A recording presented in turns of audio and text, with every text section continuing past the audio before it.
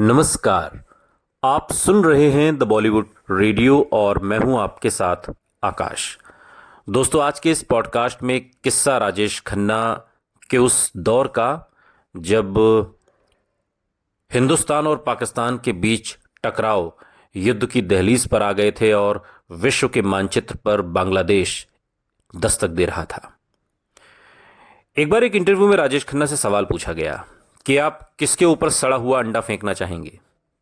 राजेश खन्ना ने जवाब दिया, उस शख्स पर जो मुझे धोखा देगा। 70 के दशक के ये वो दिन थे जब बिनाका एक मशहूर टूथपेस्ट का ब्रांड था।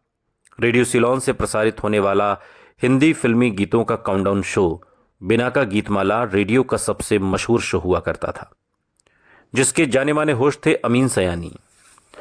राजेश खन्ना के जादू से ये शो भी उस दौर में अछूता नहीं था। जिस समय उनका सुपरस्टारडम चरम पर था, अक्सर टॉप 5 में से एक दो गाने राजेश खन्ना की फिल्मों के होने ही थे।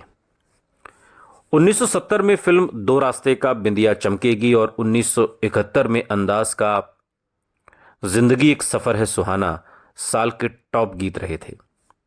और अमीन सयानी का अंदाज भी बहुत खास था। जी हां बहनों और भाइयों, पहले और दूसरे दोनों पायदान पर राजेश खन्ना के गीत हैं। अमीन सयानी के खास अंदाज को बयां करते हुए उनके शो के एक फैन ने बात के दिनों में जब अमीन सयानी को याद किया तो कुछ इस तरह से कहा था। इस शो के माध्यम से राजेश खन्ना की फिल्मों के गीतों की गूंज सरहद पार तक पहुंचती थी। 1965 के भारत पाकिस्तान युद्ध के बाद भारतीय फिल्में पाकिस्तान में बैन कर दी गई थीं। 1971 में भारत और पाकिस्तान के बीच दूसरा युद्ध हुआ, जिससे दोनों के रिश्तों में और ज्यादा खटास आ गई। युद्ध में भारत की विजय के साथ ही बांग्लादेश का जन्म हुआ था। भारत की तत्कालीन प्रधानमंत्री इंदिरा गांधी दूसरी बार सत्ता में आई थीं और विजय का सेहरा उनके सिर बंधा था। इंदिरा गांधी के करिश्माई व्यक्तित्व को दुनिया भर में मीडिया कवर कर रहा था। 1971 में मराठी कवि दिलीप चित्रे ने राजेश खन्ना की कामयाबी को परिभाषित करते हुए एक आर्टिकल में लिखा एक जगह कि अगर भारत में कोई ऐसा व्यक्ति है जिसका आकर्षण देश के प्रधानमंत्री से भी ज्यादा है तो वो राजेश खन्ना है। क्विस्ट मैगजीन में छपे इस article the charisma of Rajesh Khanna ने एक तरह से उस दौर में भारत की दो सबसे मशहूर शख्सियतों को एक ही पायदान पर लाकर खड़ा कर दिया था। दिलीप चित्रे ने बात के दिनों में लिखा उस आर्टिकल में कि लाखों भारतीय सिनेमा हॉल्स में घंटों तक ये देखने के लिए लोग लाइन लगाते हैं कि कैसे राजेश खन्ना अपनी मुस्कान से उनका दिल जीतेंगे, कैसे वो शराब पीकर झूमेंगे, कैसे वो अपना गुस्सा दिखाएंगे, कैसे फुसफुसा कर उनसे प्यार के बोल कह जाएंगे या फिर कोई खूबसूरत गीत गुनगुनाने लगेंगे। और इस आर्टिकल को बाद में बंबई यूनिवर्सिटी के सिलेबस में भी रखा गया। और इसी साल एक और अहम घटना हुई। उस जमाने में बेंगलोर में राज्य सरकार की स्टेट लॉटरी हुआ करती थी। अब राजेश खन्ना की लोकप्रियता इतनी थी कि उसको देखते हुए सरकार को लगा कि अगर लॉटरी का लकी नंबर है वो अगर राजेश खन्ना के हाथों से निकलवाया जाए तो लॉटरी को अच्छा प्रमोशन मिलेगा। लकी नंबर निकालने का पूरा आयोजन विधानसभा के पास मैदान में किया गया और उस दिन राजेश खन्ना ने अपने साथ लेखक जावेद अख्तर को भी ले लिया कि साथ चलते हैं, कुछ स्क्रिप्ट वगैरह पर भी चर्चा हो जाएगी।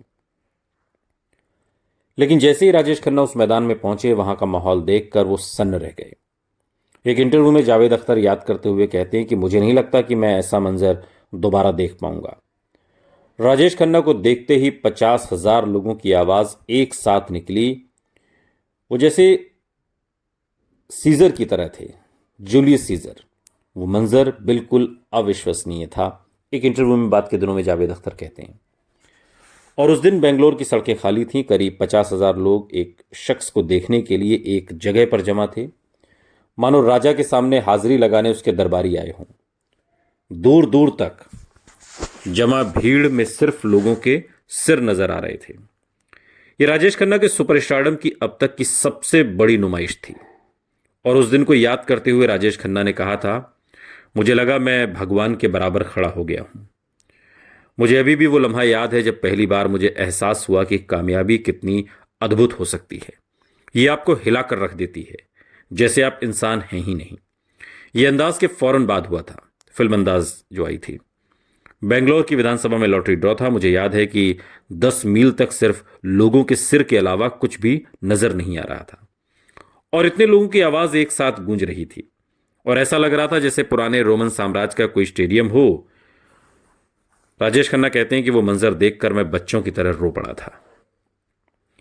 बेंगलोर की घटी यही वो घटना जिसमें सही मायने में राजेश खन्ना की अपने विराट स्टारडम से मुलाकात हो गई, और उस दिन खुद को अपने जहन में उनका रुतबा कई गुना ज्यादा भी बढ़ गया था।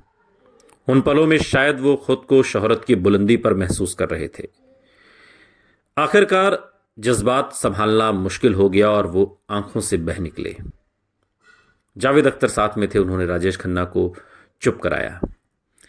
आज के दौर में तो पीआर मशीनरी एक्टर्स को स्टार्स बनाने की कोशिश में लगी रहती है, सब कुछ मैनेज किया जाता है, मगर उस दौर में राजेश खन्ना के लिए लोगों का दीवानापन किसी पीआर मशीनरी के दिन नहीं था। राइटर सिद्धार्थ भाटिया कहते हैं कि वो मासूमियत का दौर था।